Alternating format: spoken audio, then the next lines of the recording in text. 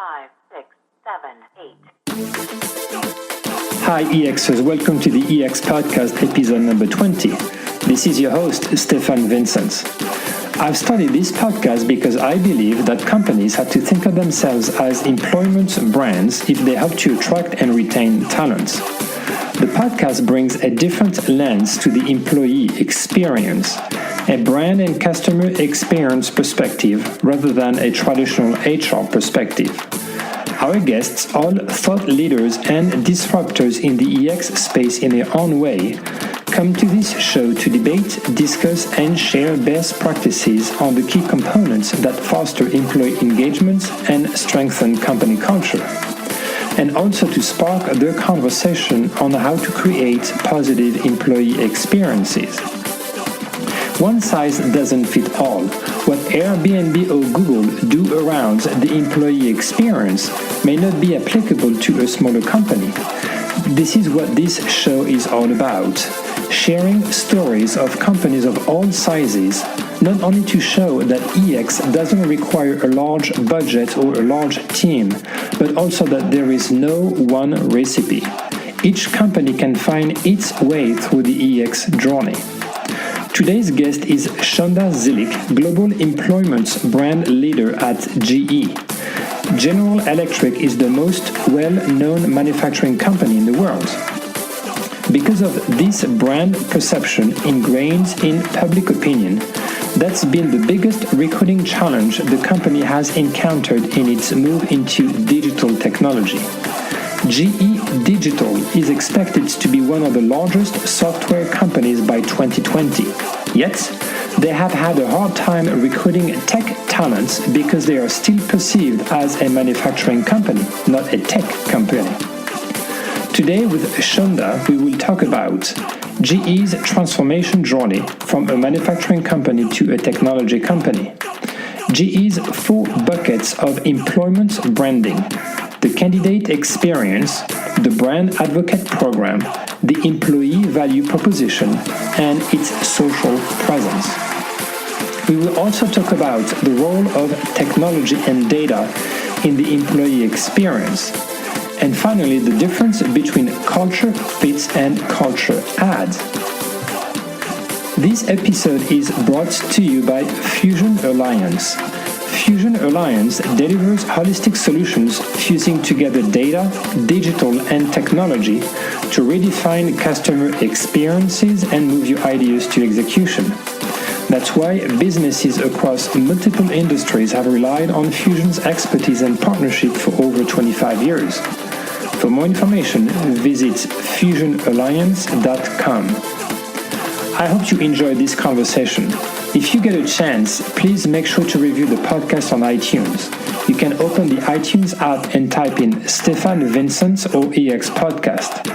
And last thing, if you want to send me feedback, suggestions for future topics or guests, you can reach me at svincent@exsummit.com or on Twitter at EX_summit.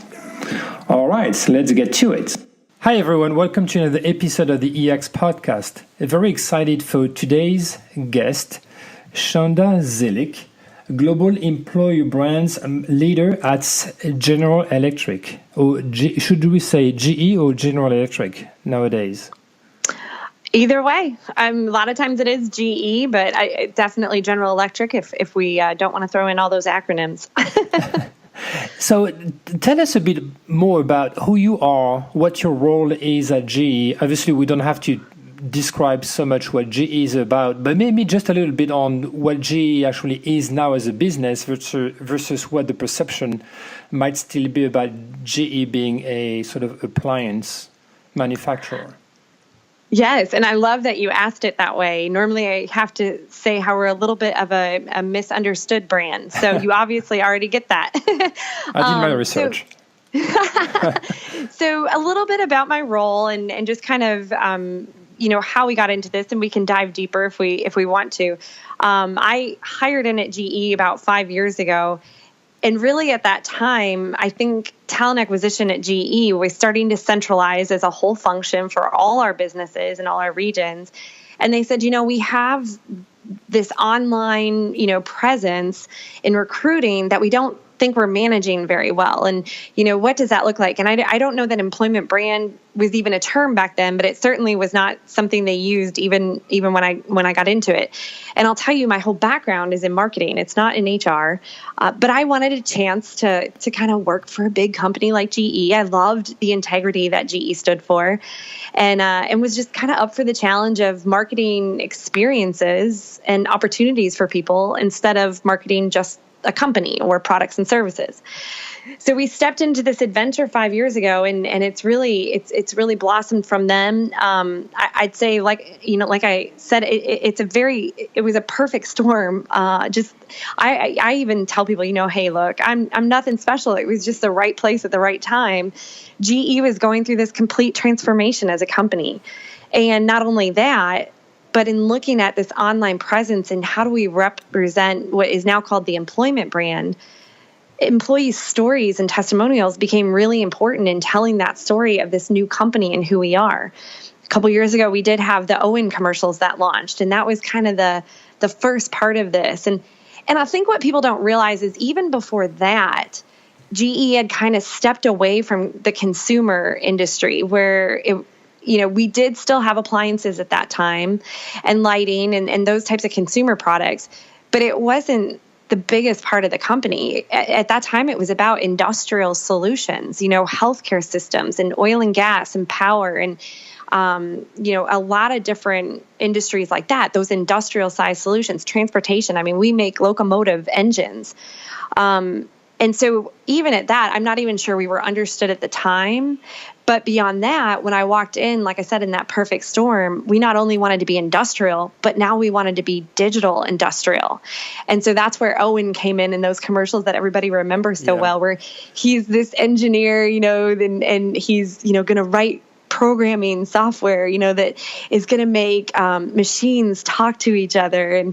And that's where we really stepped into that just transformation as a company and becoming this digital industrial company. So now it's not just airplane engines. It's not just healthcare systems. It's, airplane engines and healthcare systems and locomotives that have tons and tons of data behind them in a software called Predix from GE Digital that now makes them run the most efficient way possible that they can run. So yeah, it's a little bit of a misunderstood brand, but also it's this transforming brand and a transforming company, I think, from what it used to be.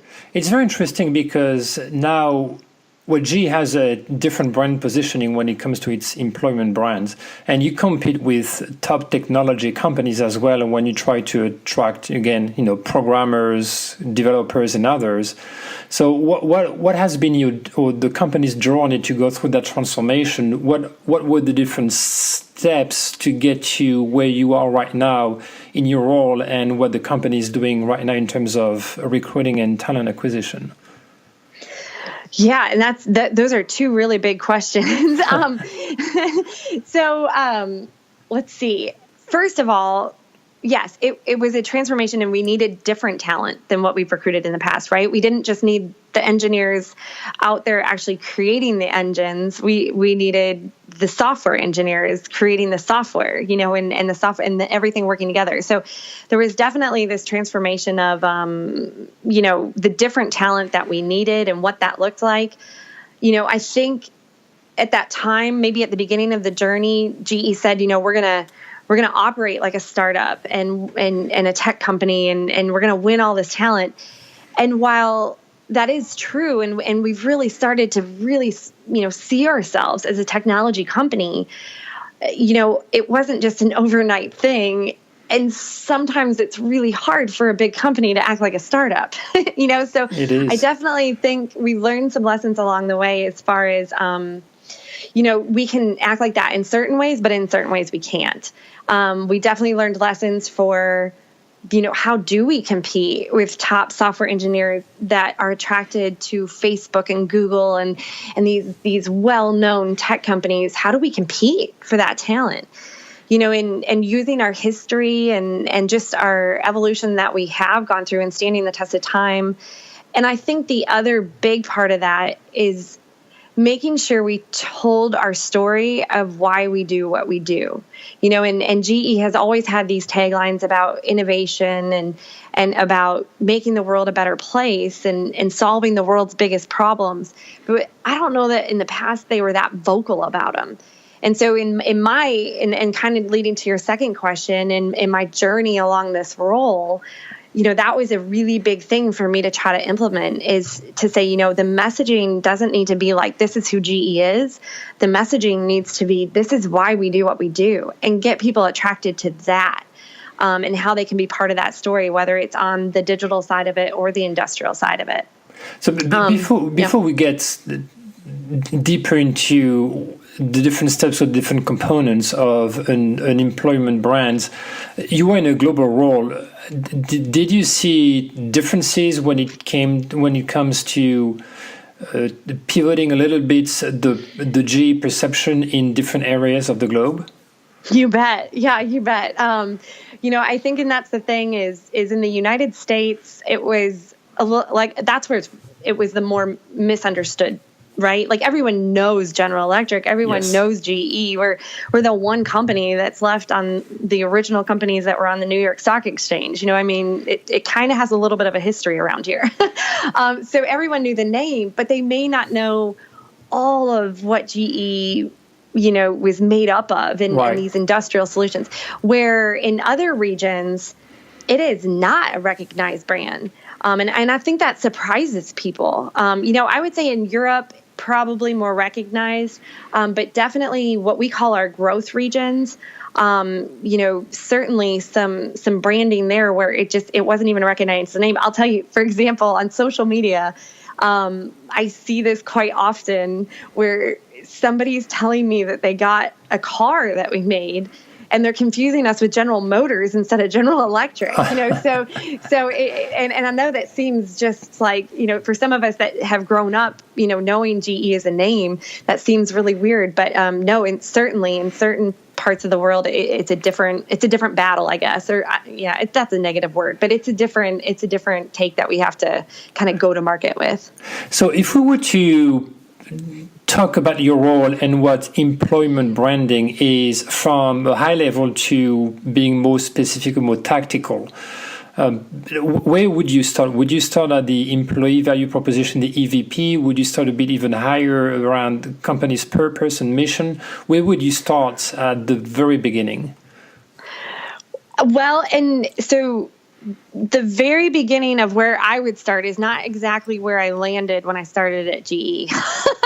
And I'll explain that in just a second. But, what we look at for employment branding right now at GE is we kind of put it into 4 buckets. Okay. And that first bucket being, our candidate experience, and what does that look like? And obviously, and talking to you, there's a lot more to that than what used to be candidate experience, because now it's bled into, this employee experience, and what does that look like? And, it's my true belief that candidate experience now goes way before somebody ever even thinks of applying for our companies, to beyond when they leave our companies, and maybe our alumni and come back again. And that full journey is that candidate experience and employee experience. And it's kind of blurred together now. So that's one big bucket. Another big bucket that we look at is pretty much like our brand advocate program, or I heard somebody call it something different yesterday that I loved. It was like culture. I can't remember now, but it's like culture representative or something like that, where we look at our brand ambassador army and we have a whole program we've put together for that. And it's really just about employees telling their story of why they do what they do at GE and what it looks like to be part of a company like this, and being able to talk about that externally and allow that to be a really big part of our employment brand that the external world sees and kind of understands more about our company through that army. I would say the third bucket is the EVP. You mentioned that. We did not do them necessarily in the right order. I don't know if there is like a right order that you have to do it this way to get it right.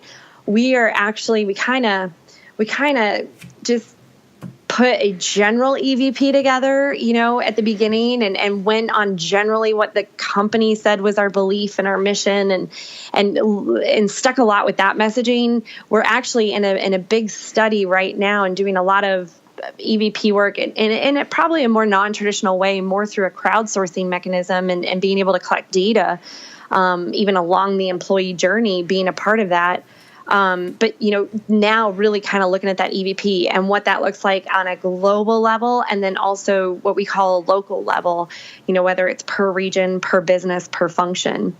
And then the fourth bucket is just our online presence as a whole, and that's everything from website, job descriptions, social review sites, just anything that's representing us and our employment brand that's out there.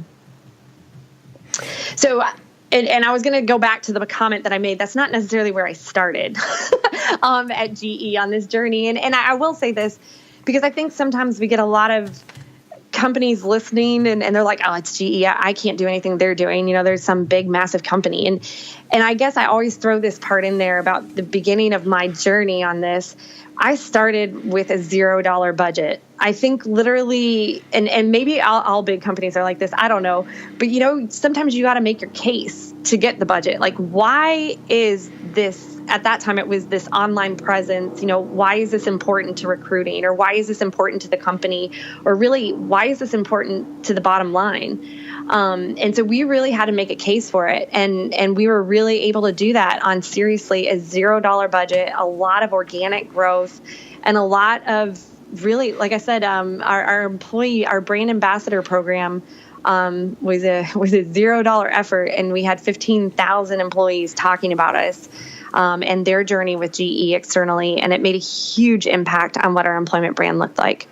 So, talking about the business case, one big challenge and pushback from executives is, okay, yeah, it's nice that we or you as employees want to develop our employer brand, but what impact does it have on the business as a whole, right?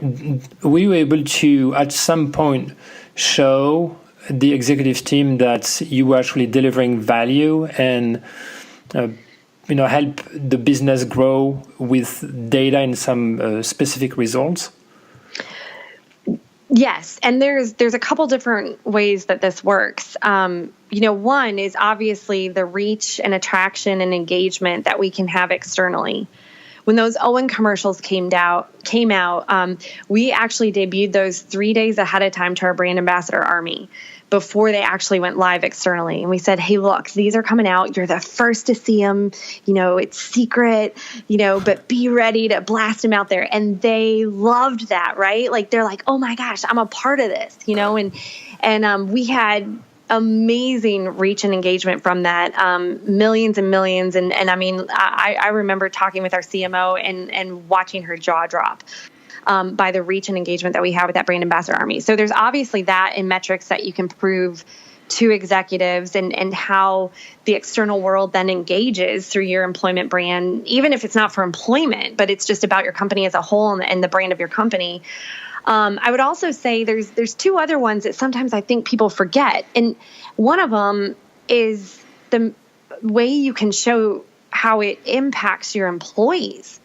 When we started these brand ambassador stories and even about our employment brand and trying to highlight some of our people and what it meant to them to work at GE, when we really got them thinking about why do I do what I do every day, I saw pride and just this morale lifted within the company, where people were really starting to get on board of, oh my gosh, I discovered this is why I do what I do every day, and for me, it obviously is great to have everybody excited about why they do what they do, but that's the kind of stuff that's going to get you through the hard times too, is when people actually believe in the story and they understand they're part of the story.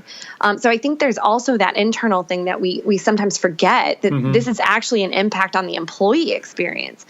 And then beyond that, one other area of metrics or making a case that I think we forget about is that your employees sometimes are your best your best group to measure on, and what resonates with them and what doesn't resonate with them. I think a lot of us talk about EVP and messaging, and in reality, we can learn that just by looking at our employees' behaviors. And what I mean by that is, we would send out 3-4 stories or more per business every Monday morning to our brand ambassador army. And I could tell by metrics what stories resonated with employees, where they actually saw it and they went, oh my gosh, I want to share that with my network, and what ones didn't. And so I think sometimes we forget that, some of that messaging and some of our results on knowing what is going to engage candidates or customers even, we can actually learn it just from what engages our employees. That's interesting. It's sort of A/B testing internally before you push it out to the outside. Yeah, or what do they choose to push out to their networks, right? Because they're going to know their networks, and what do they choose to be proud of? You can think of it that way, I think. That's interesting. What is the alignment of your team at GE? Are you aligned with marketing? Are you aligned with HR? Yeah, so we plug in through talent acquisition, and obviously that sits under HR, but I'm also dotted line into corporate marketing. And I would say at the beginning of the journey, this was not as easy of a friendship or relationship, but we've made huge strides since then, and really, try to walk hand in hand with them as far as what they're launching, what we're launching, how can we help each other. A great example is even a lot of companies have CRMs, right? A lot of companies have leads that they bring their candidates into before those candidates actually apply. We are trying to partner with our corporate, even communications team on some of the big news stories that come out. And can there be a brief that they send out to every single lead, that's a candidate? And it is nothing about jobs. And I mean, I can talk more about this, but I only want at most 10% of what I'm contacting people about or what I'm pushing out to be about jobs. I want the other 90% to be about our company. And for that, we've got to be able to market or partner with marketing better. As far as the layout is a global company, so like I said, our talent acquisition team is about, or our function is about, I would say around 1,000, give or take, around the world. And so we have teams in every region and every business. And it's a centralized center of excellence is what we call it, or centralized function. I mean, there's certain recruiters devoted towards, let's say, aviation recruiting, but at the same time, it gives us a little bit of a liquid state where we can move some resources around if we need to. My employment brand team, which that sounds so, it feels so good to finally say we have a team. We now have, I believe, 5 full-time positions. 3 of us are global, where we try to really set what that looks like globally for the company. And then we work with what I would call our local employment brand people. So, and we're I'm in the US. I've got Katie Dalton is in Europe and Victoria Redmond's in Australia. We purposely are set up that way so that we can provide kind of that real-time support. We've got a council under us that has, give or take 35, 40 people. They are not dedicated to employment brand, but they're kind of the conduit to that team. And I mentioned all of that just because some of the global companies out there struggle a little bit with, how do I tackle employment brand? And for us, we really try to have this global overarching method for employment brand and how we plug into corporate marketing, global marketing. But then we also have council members that represent more the local employment brand and are the conduit back to the talent acquisition teams and to the marketing teams there locally. And what is interesting at GE, and it sounds like at least it's for the people I have on the show, and maybe because it's my angle to the employee experience, it's really coming from a brand and marketing background myself. But it sounds like more and more companies really embrace bringing in marketing people to the HR world to be able really to bring that sort of like marketing strategy in the recruiting and even just in human resources area or space, right? Do you see that in among other companies when you talk to other people in charge of employer branding? Do you see more and more marketers getting into that space? Definitely. And I would also say I see a variety still of where it sits, right? Or how it's structured in companies. Some have it under marketing where talent acquisition is a customer of, and then, so it's set up a little bit different. And I do think the future, I mean, I could be wrong, and I don't know that GE is ever going to do this, but I do think there's a future where it actually is part of marketing, where, corporate marketing or company marketing, we'll just say, represents the branding of the company, the branding of products and services, and the branding of employment. I think we're semi there at GE. To me, there's a little bit more of respect that has to be gained because historically that just hasn't been, one of the priorities. But I do think it's trending that way. And because of that, I think you're completely right that there's a lot more with marketing backgrounds getting into this space. And I mean, personally, and maybe I'm just biased, but I personally think we have even better products to market in this space, right? I mean, I am marketing opportunities to people and experiences for their life. Exactly. And I just, I love that. Yeah, and the separation between consumers and, let's say, employees is blurred more and more, and there's not so much separation. So even when, especially the younger generations, like the millennials and Gen Z coming in the marketplace, in the workplace, in the next few years, they really see holistically a brand, not just as a consumer, but also as a potential employer, right? So they don't really make the difference between, I can see GE as a consumer, but I like what they do, but I may not want to work there, or vice versa. Now it's more of a blurry area where the consumer brands and the employer brand really merge together. Yeah, and I mean, there's been quite a few examples of how that hasn't gone very well lately, right? Yes. We won't call anybody out because that's not what we're here to do. But I definitely think that, if you're not taking care of your employment brand, you eventually end up hurting your consumer brand, probably even more than not taking care of your consumer brand. I think it goes to the evolution of us as even in our generations, right? And the evolution of the candidate, you could say, I guess, where, I always tell the real life story of like my grandfather was a manager at Chrysler and he hated his job.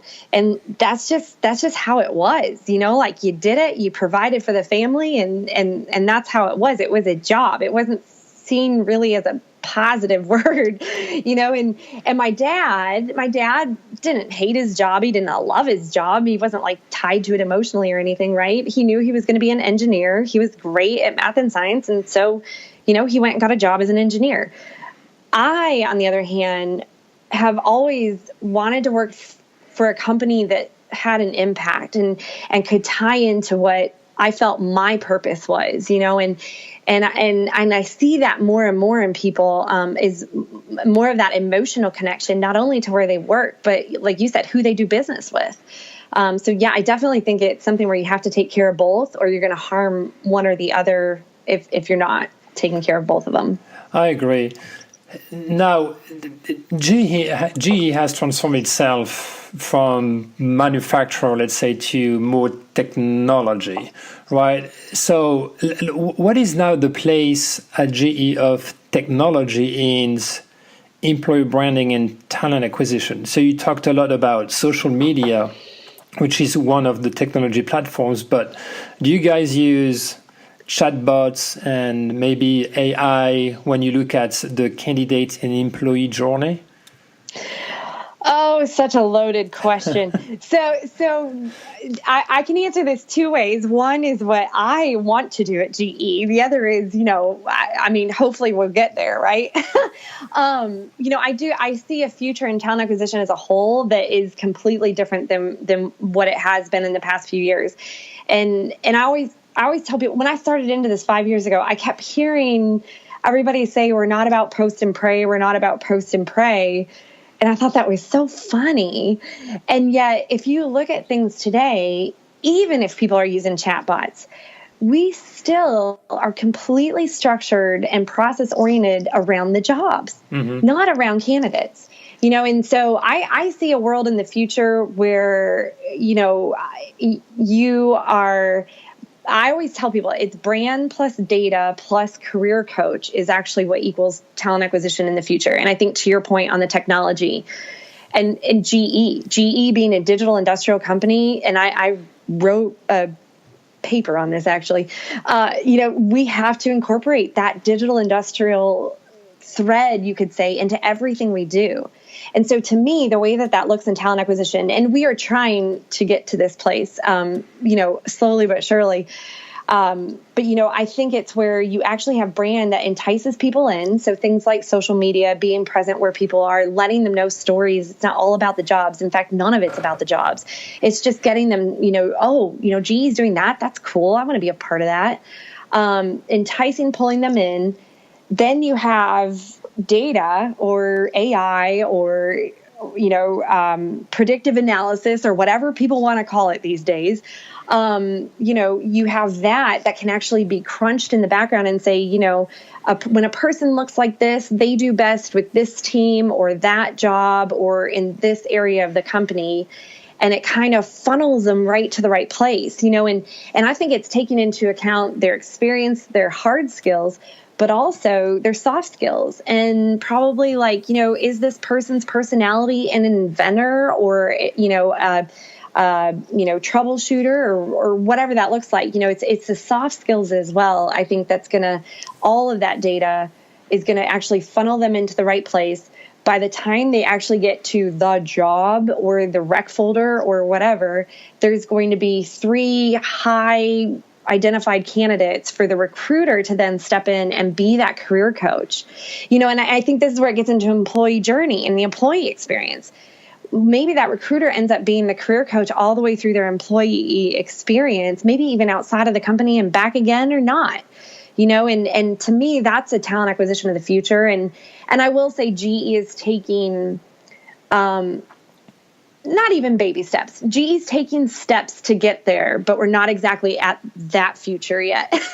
But I always say, I really think within, and I've been challenged on this, that it's going to be less than 3 years. I'm going to be able to ask Alexa for my next gig, and we have to take steps to get there. And I think one of them, like I said, is about the branding plus the data, being able to have that data to actually crunch in the background and know that this is the type of person that fits in with that job or this team. That would be nice. You could say, Alexa, my job sucks. Can you find me another job? Well, I think she knows. I was actually talking to the TA leader at Google, the guy that actually hires in for Google Home.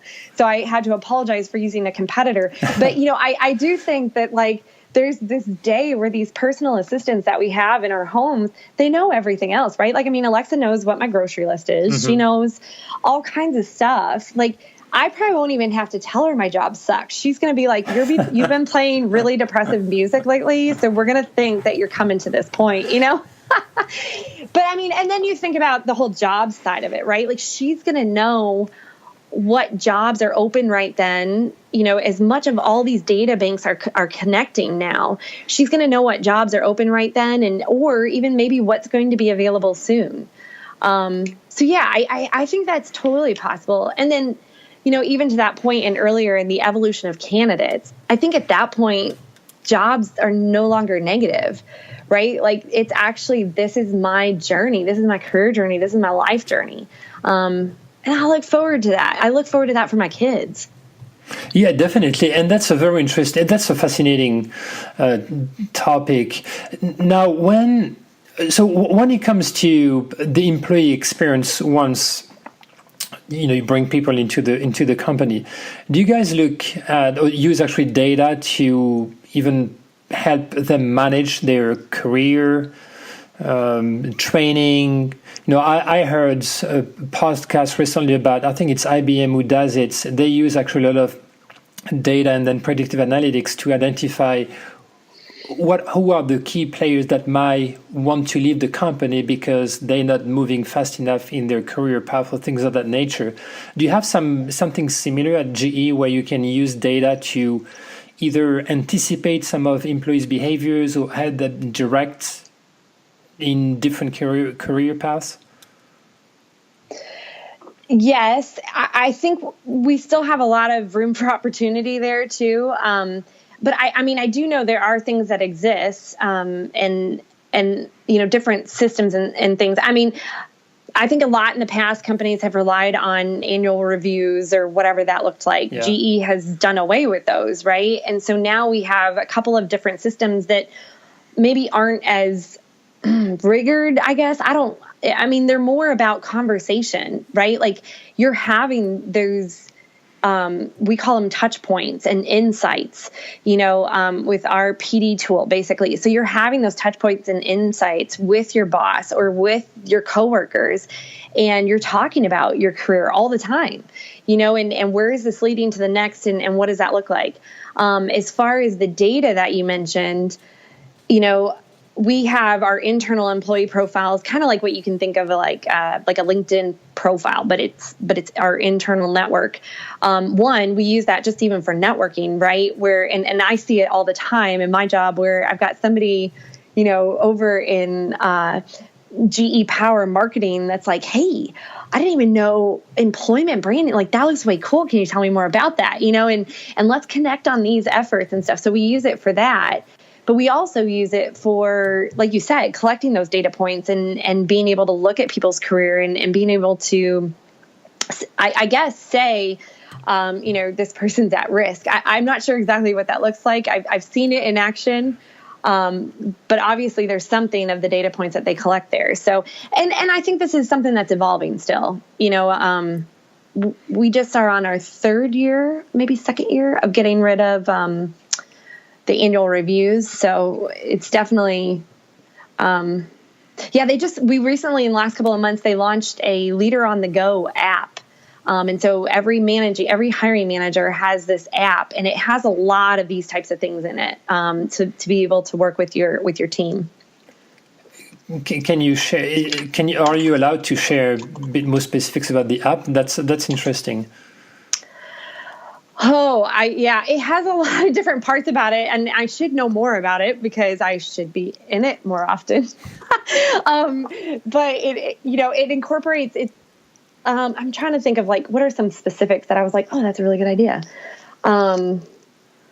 Obviously it combines the touch points and insights like I spoke with, but it also combines, where you can praise one of your employees publicly, or our rewards above and beyond that you can reward to your employees. It will include, I think even like I can go in there and see when my team's going to be out of the office or in the office, and just have that all in one place in order to, it's not about managing your team better. And like I said, we're not even calling ourselves managers anymore. We're people leaders, and be able to be that leader that you need to be for your people and for their careers. One area I always think about exactly in this space is the whole mentoring and career coaching. And we have that in pockets at GE. Like I know there was recently a program launched, specifically and it was actually in our MENAT region for women in technology. And it has just been amazing. But I think that's something that we need to dive deeper into and have that. And that's where, like I mentioned, I do think the recruiter role of the future is being more of that career coach all the way through that path as an employee of the company, and not just in the candidate phase. So taking a little side away, but again, it's related to what you just said. I've read recently a couple of articles about we should no longer talk about culture fit, but more about culture add, meaning that when you look for candidates to join the company, you shouldn't really think of sort of robots or people are just going to fit in the molds, but really about what people can bring to the company that the company doesn't have yet internally. What's your take on this? Fits versus add. I love that. That is awesome. And it goes back to what I was saying earlier. Like I honestly think some of the soft skills and the personality and the culture fits are going to be more important in the future than the skills. I look at my 9-year-old, he already is learning programming. I think there's going to be a world where like more people are going to know how to code than not. Right. And so it comes more to like, okay, now is he the right culture fit? Right. And I don't know. And you may, I don't know if you have plugs for anything, and I don't mean to be plugging them. I think they have this idea down is Tradeify, TRAITIFY.com. They take it where they can do these different questions. It's a 90-second like quiz on pictures. This is me, this isn't me. And yet it comes out with what you're saying, like the results of it are you're this type of person and you would plug into this team really well. And it's not saying you're an innovator or an inventor, so you need to be with a team that's a bunch of innovators and inventors.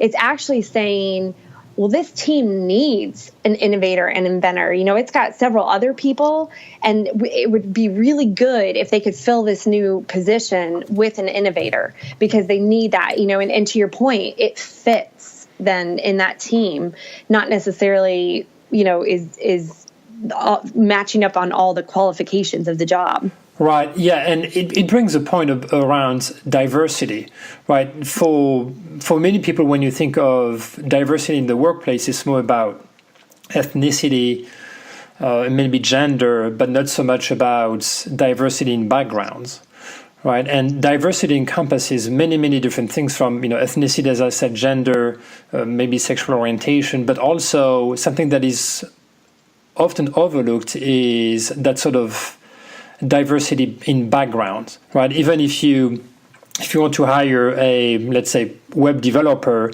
it's not just the skills in terms of being able to code, it's any other skills that may transfer to other opportunities within an organization, right? So how do you see that diversity in the workplace? Oh, definitely what you're saying. And, I always think about this and the fact that, like, if we actually, really evaluated people on their thought process and how they fit into the culture and the team and that sort of thing, it may even, like you talk about biases and things like that, I think it actually could diminish biases that we don't even know about, right?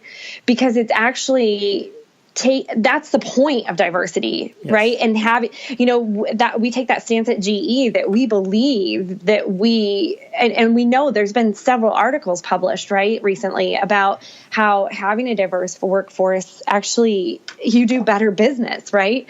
And we believe that we should represent exactly the world that we're looking to change, right? So, or I guess solve problems and things like that.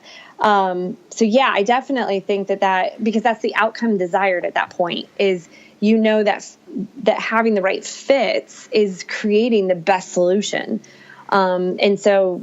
I wonder if it wouldn't even help us get rid of some of the biases that, are maybe undertoned in our job descriptions or whatever that might be.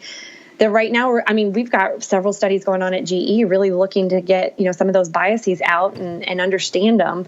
But I think sometimes if we would evaluate fits like this, we might do it without even trying, right? In order to accomplish and get to those outcomes. So where do you see the employee experience go moving forwards in GE, at GE, and then maybe in general as well? Do you think that more and more companies are really going to, as you said, when you started in your role, you had zero budget, right? So you had to be very creative and persuasive in order to build that employer brands. Do you see more and more companies investing in that space to be able to drive their business forward and their growth? Yes, I do see more companies investing in it. Like I mentioned earlier, I see more companies respecting it. I don't know about, I guess when we say invest, we don't just mean capital, right? I think that they are respecting it more and understanding that it has a lot more to do with the bottom line than originally, thought. And I think employee experience. It's interesting, and I would love to study up more on all that in this space, because if I think about employee experience and my understanding of it, 5 years ago, I was thinking about ping pong tables and, vending machines, right? Yeah. I think we have moved far beyond that. And now it's almost like life experience, right? Yes. It's so much more than just employee experience. And to my point earlier, even about my son and job not being a negative thing later on that he has to go to do every day. I want it to be part of his life and to be this positive experience and to be about who he is. Not saying that his job makes up his success or who he is, but to actually have it go alongside of, his purpose and his cause, and so I think when we start talking about employee experience now, it's being realized as so much more than just a ping pong table, right? So you look at some of the programs, like we have what's called Health Ahead, or, even flexible schedules or working from home, and having this better understanding. We always say more a modern culture, but I think it's more of understanding this work-life integration, and that it's all a part of life experience, and how GE can help that, the place where you work can actually help that. Yeah, I completely agree. I think another way to phrase it would be something like, work is something that is going to define who you are and no longer what you do. That's sort of, again, fusion of who you are as a person, and then you do the job that you are passionate about, the purpose, you serve a purpose that you have you're leaning to, versus just, I do this on the side just to pay the bills, but that's really what I like to do on the opposite side. Agree completely. And, to me, that's really cool, right? Because that's an emotional connection. Yes. It's not just a doing.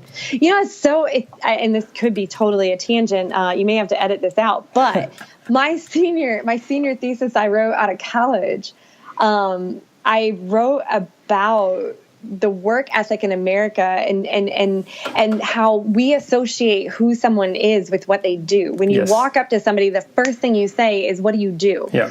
And I've been at fault for that, and I don't know, maybe it's just lack of knowing the right question to ask. But I remember being in another country and asking a stranger that, and just this look on his face of like, what are you talking about? I live. And it really got me thinking. And, hey, that I think it'd be really cool if the whole globe actually looped back around to that kind of understanding of it. Yeah, I like this. So as we're getting close to the end, typically at this point in the podcast, I like to ask our guests more personal and fun questions. So the first question would be, if you were to invite a historical figure to dinner, who would that be and why? Oh man, that's you weren't prepared for that, were you? I was not prepared for that one. I'm sure I can come up with somebody. Oh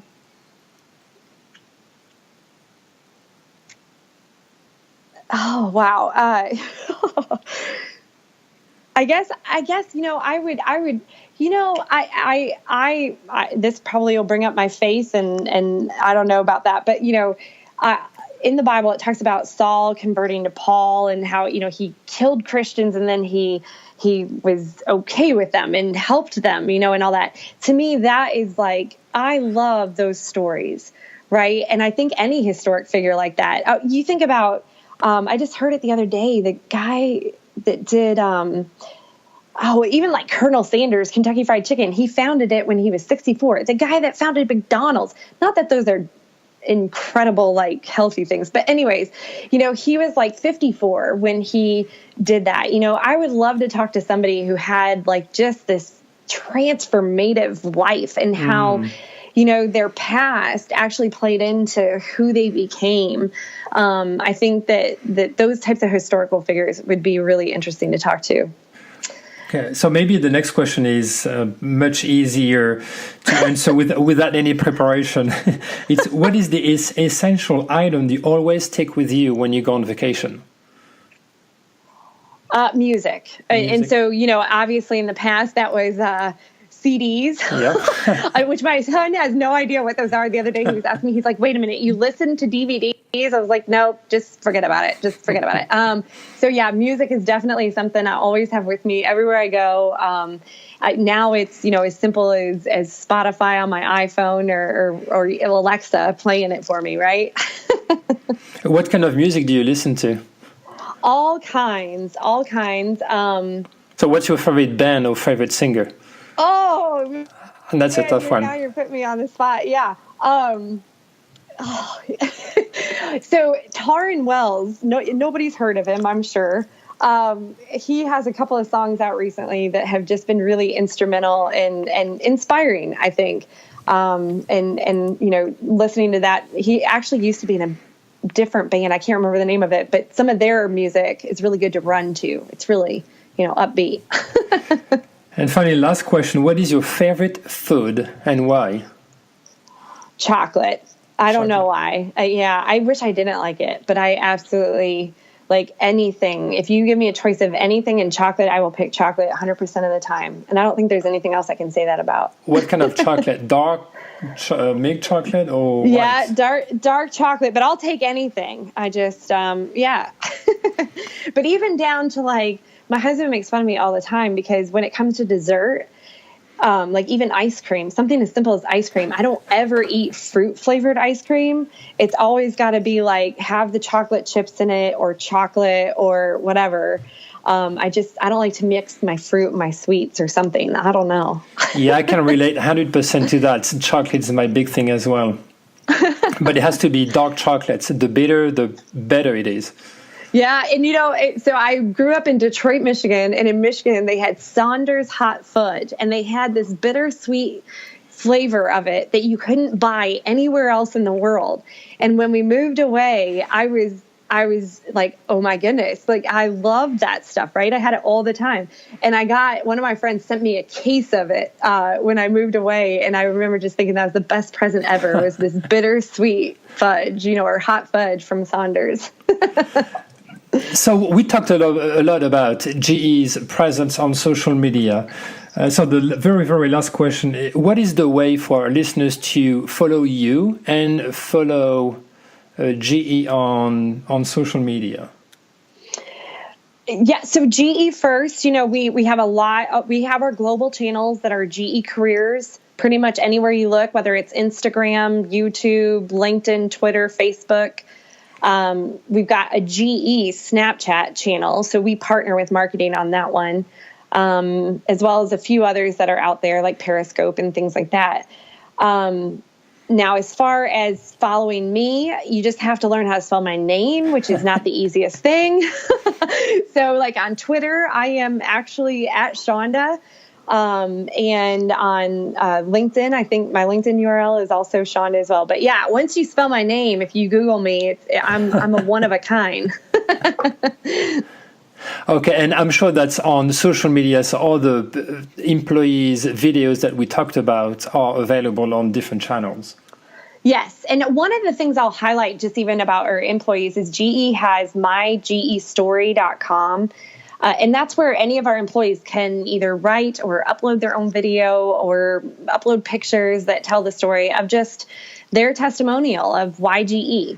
And I think that's a good place for people to start if they're just wanting to even get to know what it's like to be an employee at GE.